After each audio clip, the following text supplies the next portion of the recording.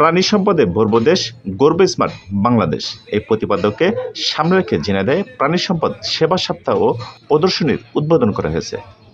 বৃহস্পতিবার সকালে জেলা প্রাণী সম্পদ অফিস চত্বরে প্রাণী সম্পদ দপ্তর ও ভেটেরিনারি হাসপাতালের আয়োজনে এই সপ্তাহের উদ্বোধন করা হয়।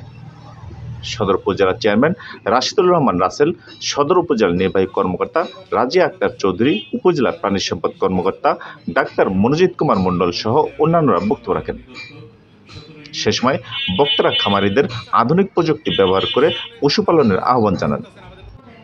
আলোচনা সভা শেষে ঝিনাইদহের 24টি ইউনিয়ন পরিষদে ভ্যাকসিন ও সিমেন্ট সংরক্ষণের জন্য জাহিদি ফাউন্ডেশনের পক্ষ থেকে ফ্রিজ প্রদান করা হয়। এছাড়া সেখানে আয়োজন করা হয় প্রাণী প্রদর্শন। জেলার বিভিন্ন স্থান থেকে শৌখিন খামারি সহ খামারিরা তাদের পশু প্রদর্শন করেন। বৃহস্পতিবার থেকে শুরু হয় সেবা সপ্তাহ, চলবে আগামী 22শে এপ্রিল পর্যন্ত। SK Johnny, Jhenaidah.